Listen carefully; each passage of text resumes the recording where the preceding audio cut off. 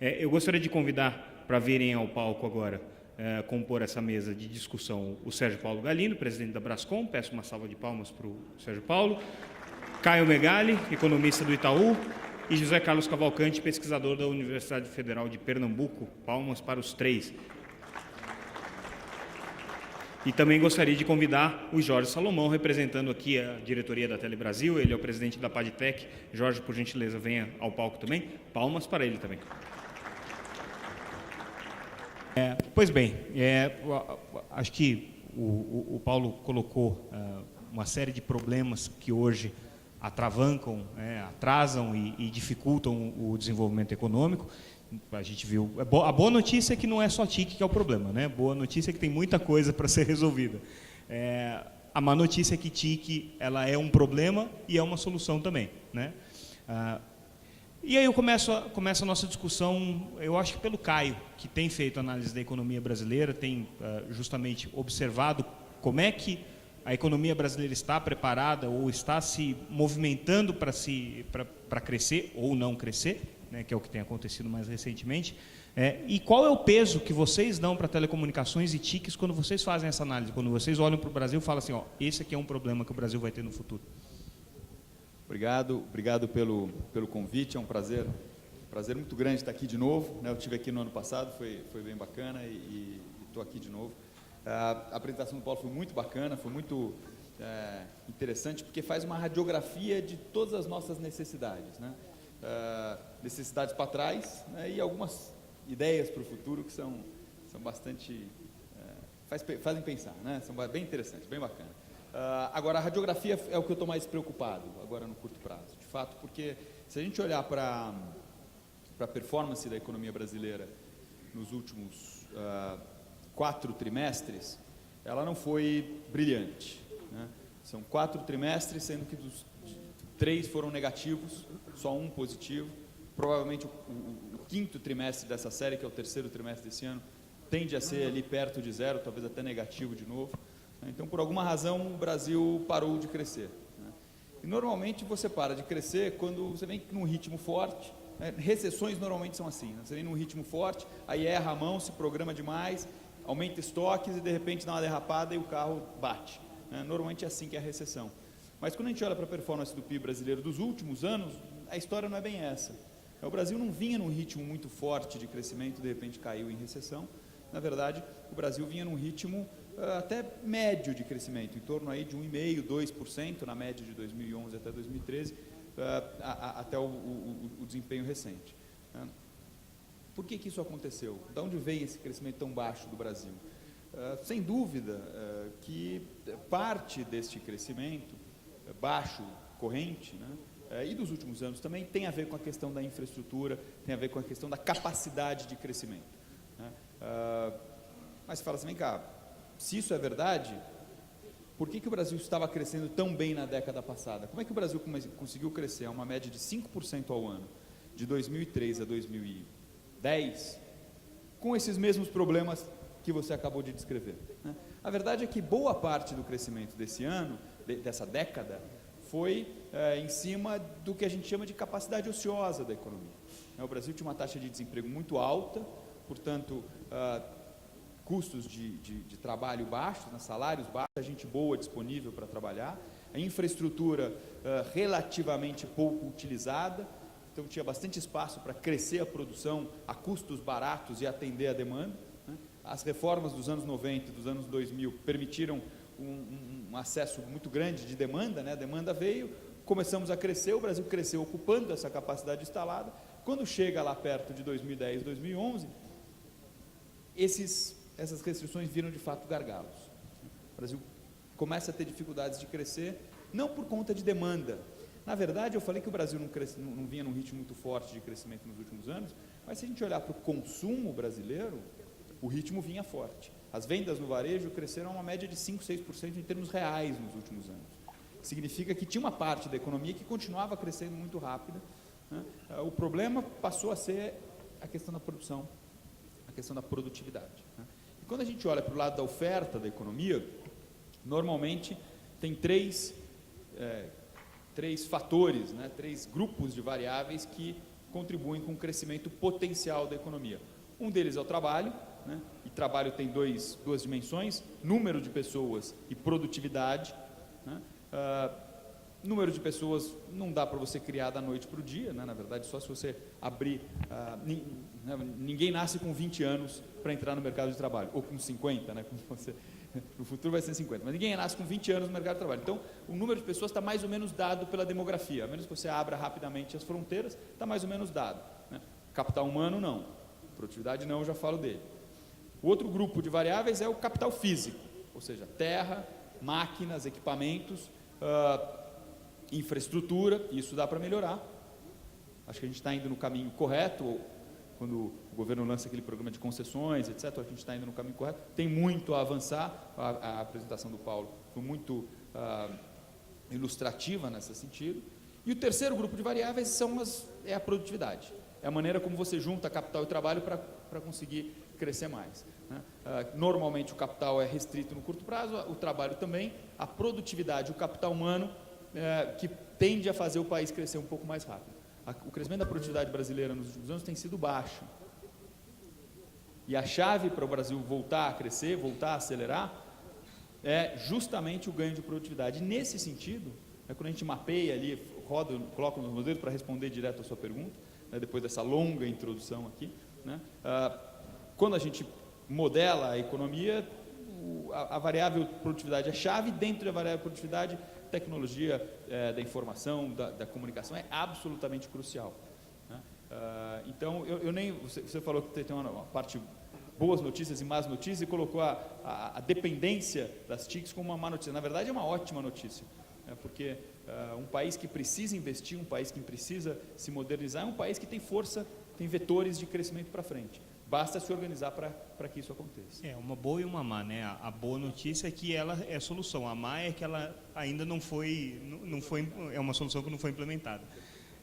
Paulo, a Brascom apresentou recentemente uma contribuição mais ou menos na mesma linha do que a Telebrasil está fazendo nesse painel, uma contribuição de políticas que deveriam ser adotadas. E eu te pergunto, e eu acho que essa pergunta se aplica também ao professor José Carlos, por que é tão complicado colocar a TIC como prioridade política para os formuladores de política e nas políticas de desenvolvimento do país? Por que é tão complexo? Por que as associações precisam toda hora ficar repetindo a importância, vamos fazer assim, dar o caminho das pedras, dar sugestões?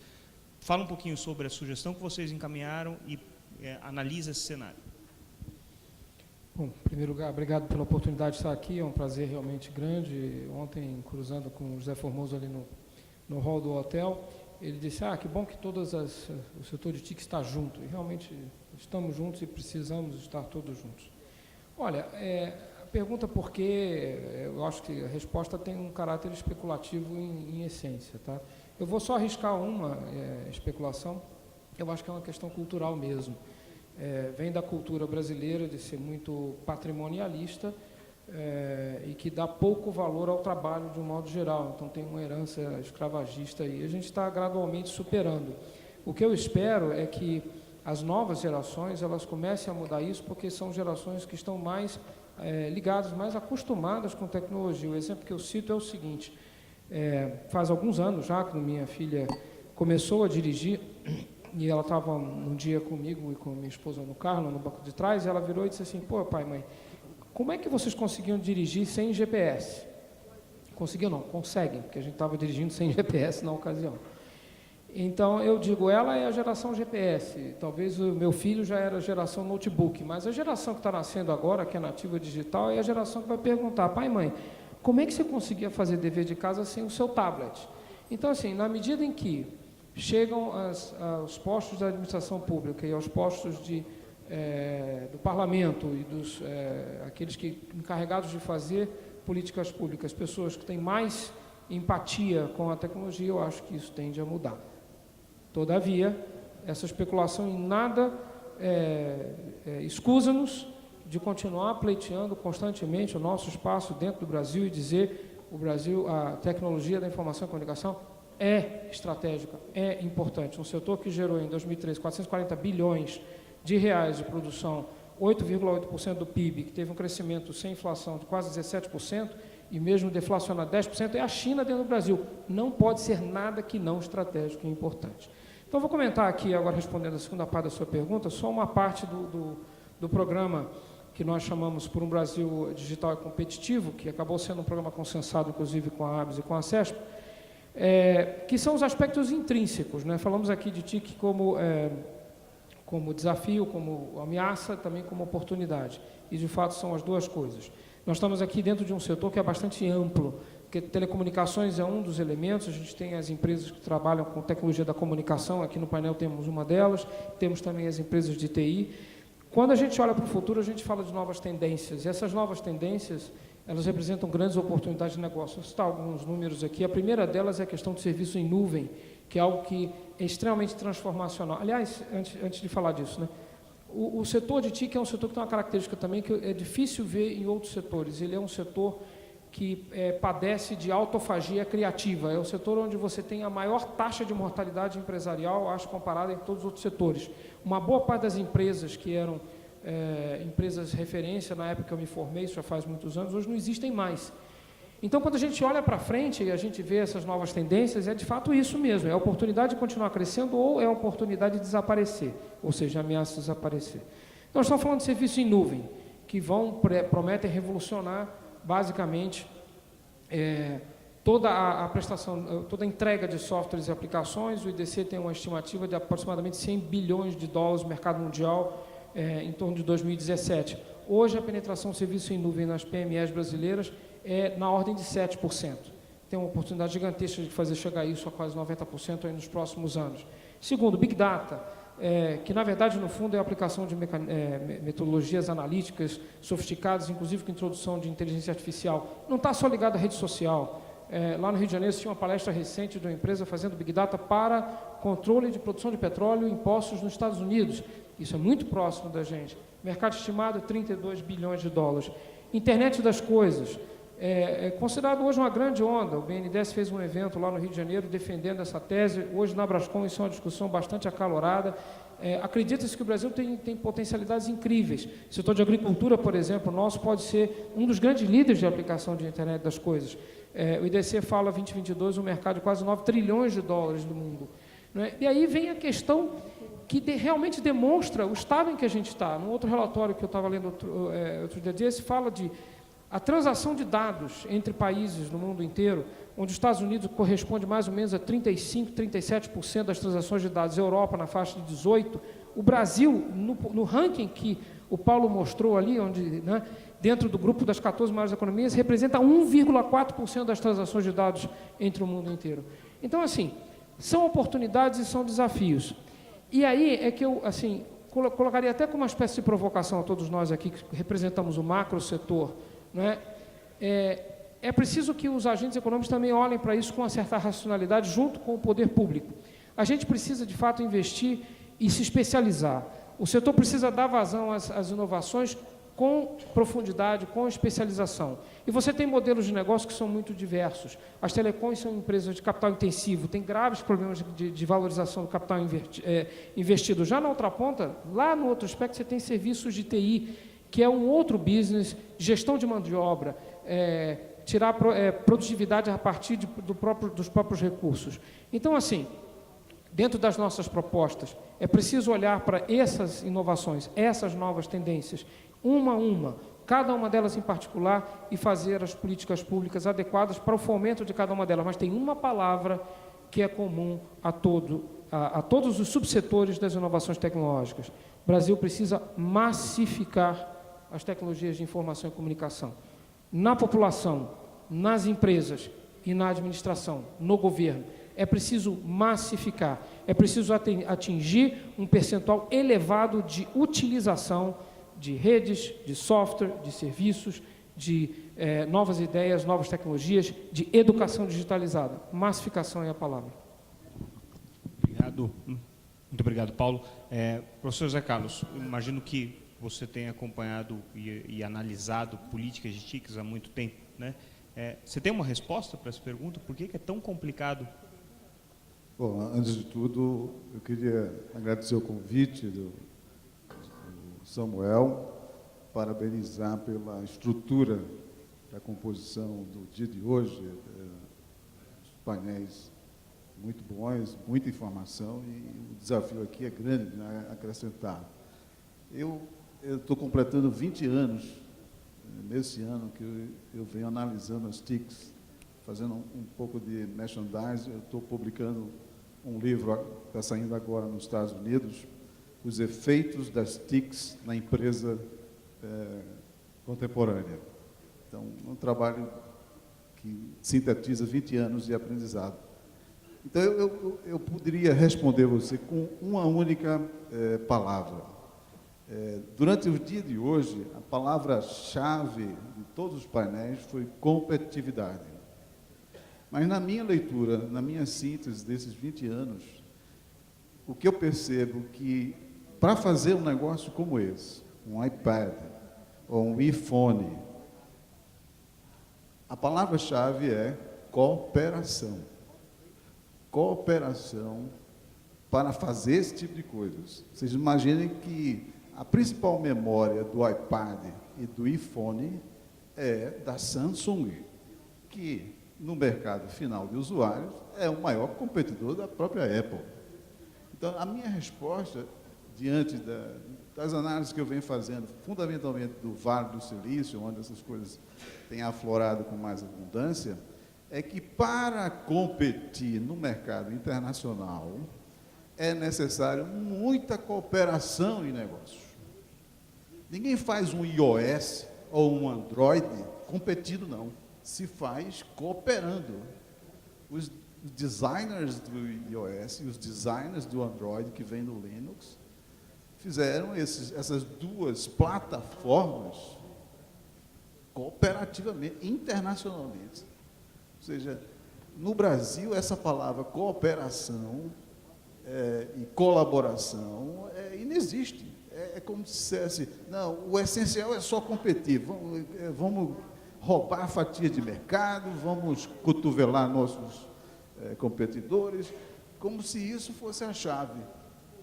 Basta um olhar mais profundo nesses ecossistemas de negócios de sucesso do mundo para a gente ver que a palavra-chave é cooperação. Vá em qualquer feira internacional da área de TICs, onde você vê os estandes de empresas conjuntos. Então, no Brasil, eu vou dar um único exemplo que eu senti na pele de como as TICs foram importantes. Quando nós criamos programas prioritários da informática, logo depois da reserva de mercado do regime militar. Então, nós criamos, está aqui um dos criadores, Eratóstenes Araújo, nós criamos a RNP, que é o embrião da internet. Hoje nós só temos internet por conta da RNP. Isso foi uma colaboração acadêmica no território nacional. Depois criamos o programa PROTEM-CC, Programa Temático Multi-Institucional da Ciência da Computação. Ou seja, ao invés de financiar o pesquisador, a gente financiava pesquisas temáticas, banco de dados, linguagem, redes, cooperativamente. E, finalmente, o Softex, que para dar vazão a isso tudo, era necessário exportar software. E, a partir daí, até discutindo ontem no avião com ela, nós criamos o embrião do empreendedorismo brasileiro. Foi empreendedorismo na área de TI. Não existia nas universidades a cadeira de empreendedorismo. Foi Eratóstenes, os companheiros que participaram desse projeto cooperativo, que cementaram esse germe do empreendedorismo que hoje tem uma certa difusão em uma série de programas. Isso significou cooperação. A quantidade de doutores, de profissionais na área de TI cresceu assustadoramente, fundamentalmente porque nós elegemos certas prioridades do tipo aprender Java. Lá em Pernambuco foi o primeiro centro, o primeiro departamento de informática do Brasil a eleger Java como a principal linguagem que a gente deveria ensinar aos nossos alunos. E o que foi a linguagem Java? A base para a plataforma cliente-servidor, que hoje está em toda a nossa TI do mundo. Então, isso foi fruto de cooperação. Então, no meu entendimento, a resposta está aí. Nós não temos esse valor no nosso imaginário de competitividade, porque nós não aprendemos ainda que para competir tem que cooperar. Eu me lembro perfeitamente, nessa época, nós estávamos vislumbrando a internet de banda larga, chamava-se na época Internet 2. Então nós decidimos, e eu fui encarregado de sentar na mesa da Internet 2, que era o consórcio do MIT, para ver as bases da internet de banda larga. Isso foi em 1996, 97. Eu passei um ano no MIT visualizando a definição de um padrão. Quem manda no mundo na área de TI é quem define padrão. E qual é o padrão que nós temos? No hemisfério sul para baixo, nós não temos nenhum padrão, nenhuma plataforma. E qual é a razão? Nós não cooperamos. Então, como é que vamos competir se a gente não tem a estratégia para competir? Nessa área, é fundamental que os pontos estejam colocados nos is. Eu até cunhei uma expressão chamada trindade essencial. Só não chamei a Santíssima Trindade para não ofender, mas a trindade essencial é observando o cluster lá do Vale do Silício. Lá eles têm um ecossistema de empresas, organizações, advogados, public relations, pessoas de marketing, competentíssimos no planeta inteiro. É um ecossistema realmente plural. Mas eles estão voltados a fazer plataformas globais de produtos e serviços. Esse é o drive. Mas eles só fazem isso porque montam arquiteturas de negócios extremamente bem feitas, onde senta na mesa a Samsung e a Apple para fazer um objeto como esse. Então, a trindade essencial é ecossistema para plataformas montadas em arquiteturas sólidas de negócio. No Brasil, nós só temos ecossistemas. Nós fundamos em Pernambuco... E quem fomenta esse ambiente? Isso é uma coisa que vem da própria indústria ou vem imposto pelo governo ou fomentado pelo governo? No caso americano, isso foi fruto do desenvolvimento da indústria eletroeletrônica, ou seja, competências que foram estabelecidas. Então, quem sabe da história da Intel sabe que ela vem de uma série de... Para que isso acontecesse aqui, seria necessário uma política pública? Olha, e seria necessário um pacto com todos os players. Ou seja, vocês viram de manhã numa das sessões, eu me espantei muito quando, acho que foi o Rodrigo da TIM, revelando que a TIM e a Telefônica têm estruturas compartilhadas. Para mim foi uma grande surpresa a revelação, mas quantas pessoas sabem disso? Você vê que o pessoal é ruim de comunicação, né? Porque ruim isso é de um assunto que não é tão novo assim, já faz alguns anos que eles estão fazendo isso. Sim, já vem fazendo, mas isso não é colocado como um ativo da indústria. Só se fala em competição, competitividade, mas onde a gente percebe os gargalos são nos nós das cadeias de valor que lá fora são feitas com grande competência. E Jorge, eu jogo a pergunta para você, como um representante do setor, da indústria, né? Por que é tão difícil a gente conseguir juntar essas pontas? Indústria, setor de desenvolvimento de softwares, investidores, operadores, e todos trabalharem juntos num projeto integrado ou um programa integrado para que se alcance esses objetivos. Samuel, obrigado pela pergunta. Boa tarde, senhoras e senhores. Paulo, parabéns pela sua apresentação.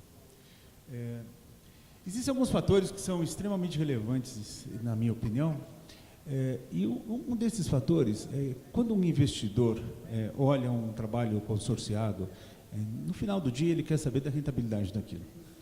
E hoje no Brasil muito difícil a gente iniciar um negócio e ser tão rentável quanto o custo que o capital tem no mercado. A gente tem um ambiente no Brasil, infelizmente, extremamente adverso ao empreendedorismo, à inovação e ao trabalho consorciado, porque a gente consegue fazer dinheiro de outro jeito. A taxa de juros é estupidamente alta no país. Isso faz com que alguns setores da economia se beneficiem muito E outros setores da economia têm que trabalhar 30 horas por dia para conseguir chegar a 1/3 do que deveria ser uma remuneração razoável. Então, há condições, como foi comentado aqui no Silicon Valley, né? A minha companhia ela tem uma participação acionária numa empresa lá no Silicon Valley. Competir com uma taxa de juros de 1% não é difícil. Você consegue montar um negócio rentável em tecnologia, trabalhar consorciado, mostrar a relevância e a importância daquilo para a sociedade, porque aquilo remunera mais que outras atividades que não geram necessariamente riqueza no país.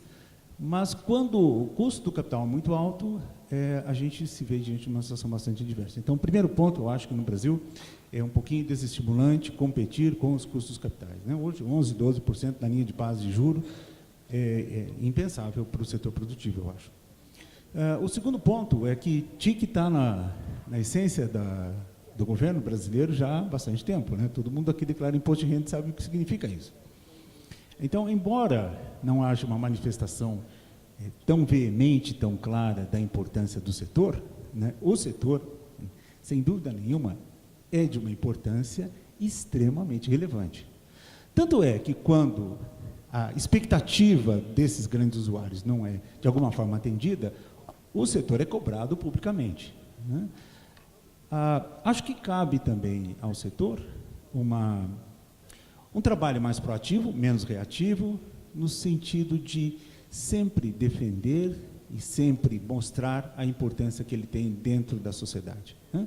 Então, se nós temos uma sociedade em que a atividade de empreendedorismo, a inovação, os trabalhos consorciados podem remunerar tão bem quanto outras atividades que não necessariamente estão ligadas ao setor produtivo, e estamos trabalhando numa vertente que é de fundamental importância para a sociedade, para o país e sua inserção no mundo, nós começamos a reunir condições muito favoráveis de crescimento. E o desdobramento disso é o desdobramento de produtividade, é o desdobramento de inovação, é o desdobramento do posicionamento do país, aquelas linhas que o Paulo mostrou super bacanas, lá de genômica e proteômica, uns negócios super doidos, né?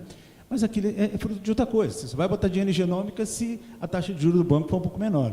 Se não, eu vou botar o dinheiro no banco lá e me contentar com os 15% ao ano, né? Porque genômica não dá isso. Muito obrigado.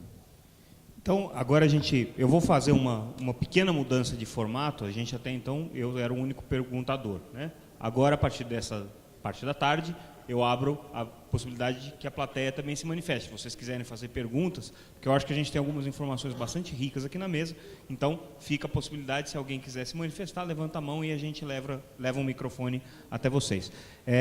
Eu volto para a apresentação do Paulo e aí eu jogo uma pergunta para todo mundo, e o Paulo pode começar respondendo isso. Se você tem que elencar uma prioridade, então você colocou, a gente tem um problema de infraestrutura de transporte, tem um problema de infraestrutura de energia, tem um problema de infraestrutura de educação, tem um problema de educação, tem um problema de infraestrutura de TICs. Qual é a prioridade? O que você ataca primeiro? Porque não dá para fazer tudo ao mesmo tempo, né? Onde que é o caminho mais fácil? Olhando para países que já deram esse salto de competitividade. E aí os nossos outros debatedores podem ir na mesma linha. Se vocês tiverem que elencar uma prioridade hoje para o Brasil atacar, para que pudesse dar esse salto de competitividade, qual seria?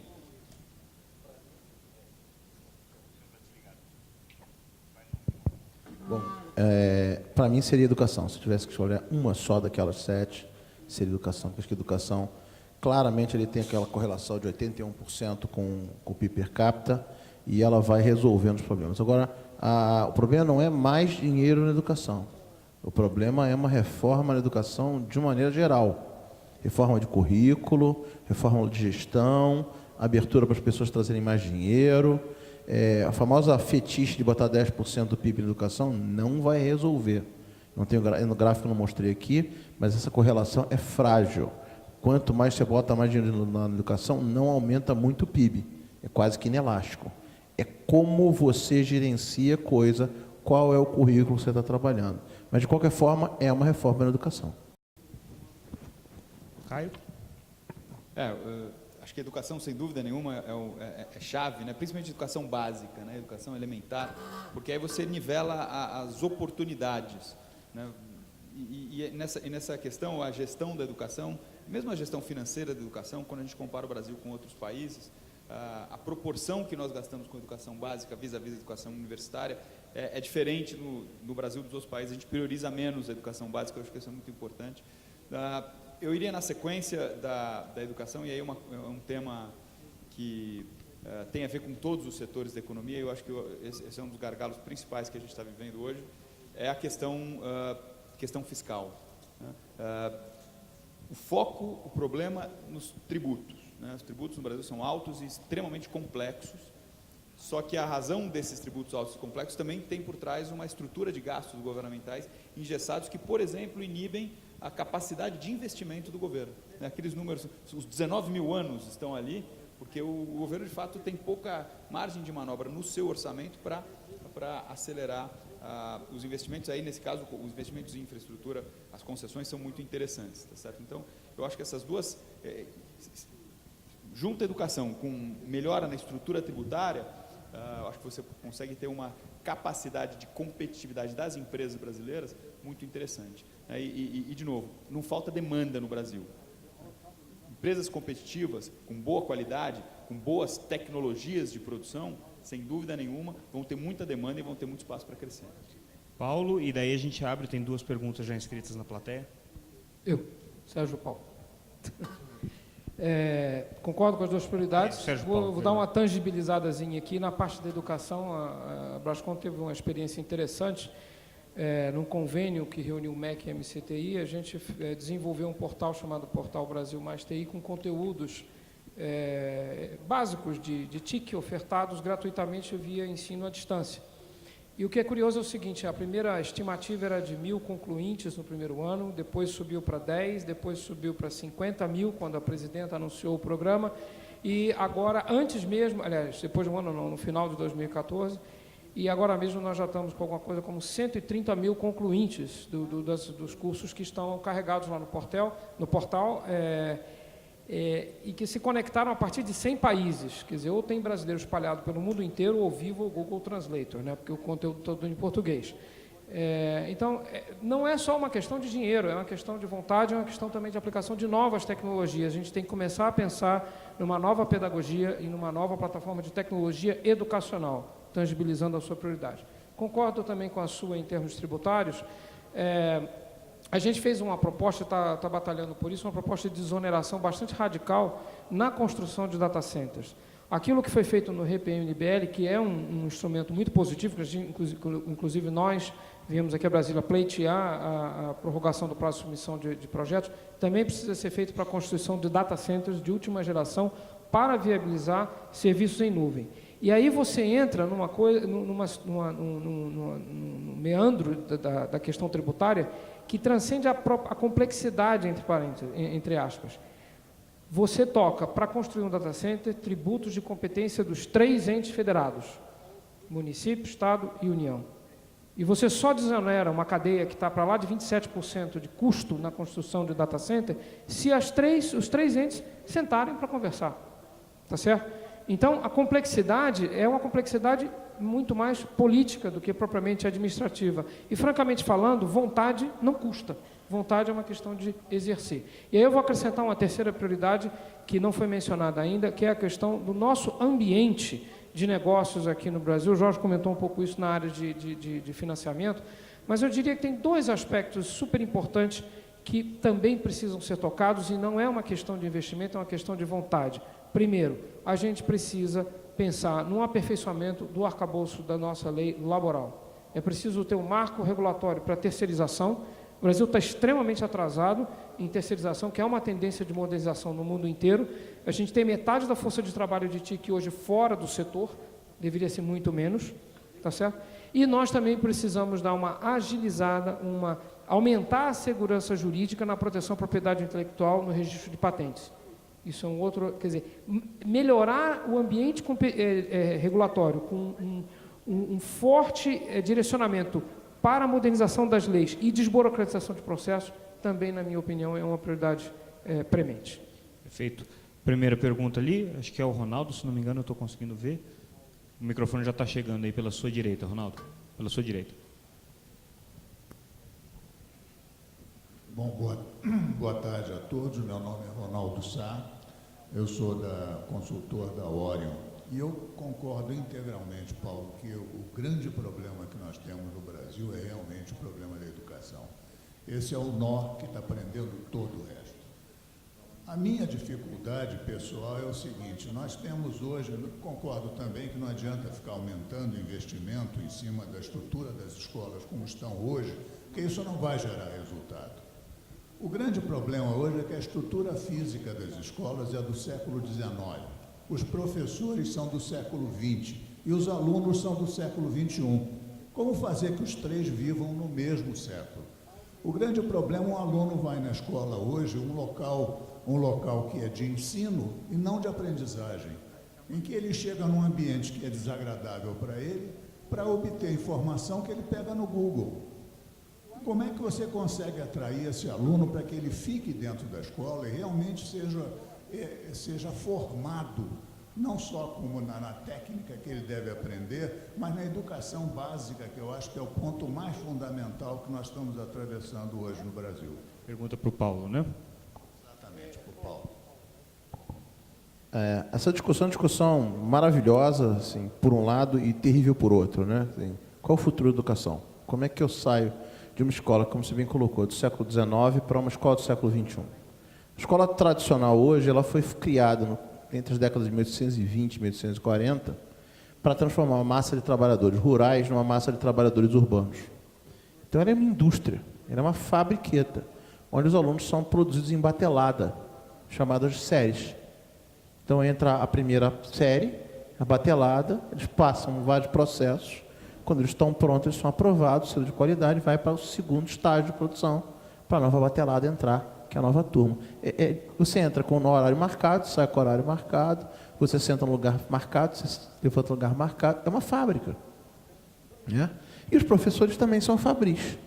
Basicamente, o método fundamental de ensino é repetição. Repete, repete, repete, repete. Então, você criou uma fábrica para gerar trabalhadores de fábrica. Isso entre 1820 e 1840, mais ou menos. Bom, 170 anos depois, você não tem mais quase emprego em fábrica.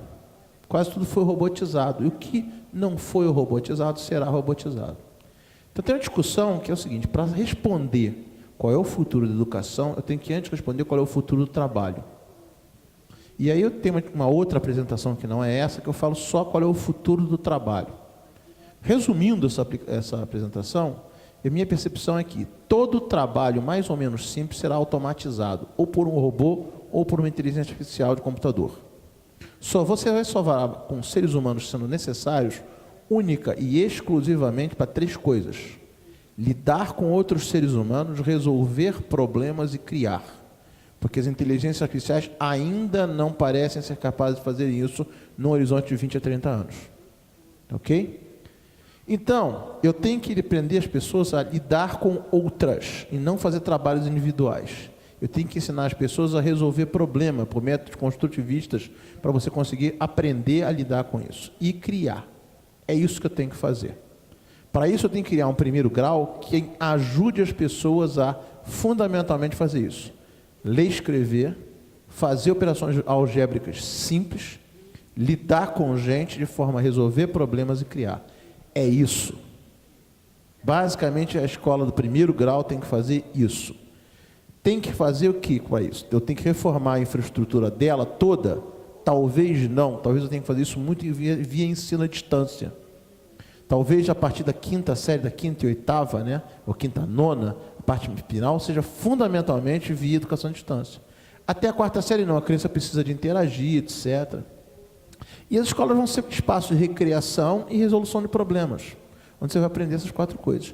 Eu preciso de mudar a estrutura, eu preciso de transformar, botar muita tecnologia nessa estrutura, e eu preciso também de um novo professor, que talvez seja o maior bloqueio para tudo isso. Porque os professores, como você bem colocou, são professores que estão acostumados. Você acha que foi até otimista de botar professores do século XX. Acho que nossos professores são professores do século XIX ainda. Eles estão na catequese, repetição, repetição, repetição, repetição, repetição, repetição.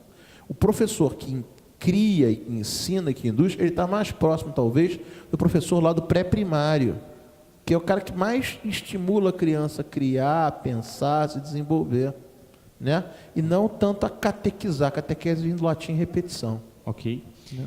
Paulo, desculpa te interromper, mas já te interrompendo, é que a gente tem mais uma última pergunta que vai ser feita agora. Já estamos com o horário um pouco avançado. Peço só que seja bem objetivo, tá, Hélio, por favor. Hélio Bump, Adiante Engenharia e Febratel. Minha pergunta é dirigida ao professor José Carlos. Cavalcante, José Carlos. Carlos Cavalcante, e ao Paulo Vicente. Com relação à inovação, incentivo às empresas, né, para permear, acelerar o processo de inovação das empresas. Tem o FINEP, que tem linhas de financiamento, Nova Crédito, o RAI, que é o RHI, né, e outras linhas mais. Esses mecanismos, eles estão, digamos, ajustados às nossas demandas, ou há necessidade de melhorias e aprimoramentos? Mais especificamente, o Tecnova, que é o que trabalha mais em sistema de cluster, não permite, talvez, a questão da cooperação, a colaboração que foi colocada. Quando se é colaboração, subcontratação e fazer plataformas terceirizadas, já há um bloqueio, né? Então, eu gostaria de algumas considerações que nós podemos fazer nesse sentido de incentivar o governo a fazer aprimoramentos nesse processo de incentivo à inovação das empresas. Perfeito. Professor? Bom, obrigado pela pergunta. Só para contextualizar a sua pergunta em relação a como o mundo nos vê. Eu trouxe uns dados do Global Information Technology Report que mostram como é que o Brasil se situa na área de TICs. Esse report diz que o Brasil está na 69ª posição dentre 144 países. Ou seja, aí eu chamo isso do paradoxo das TICs nacional. Como é que nós temos o 5º maior mercado de TICs do planeta, dados da Brascom, ABS, ACESP, enfim, e somos a 69ª indústria de TICs do planeta. Ou seja, uma TIC tão expressiva e tão pouco relevante. Quando você vai buscar os dados do modelo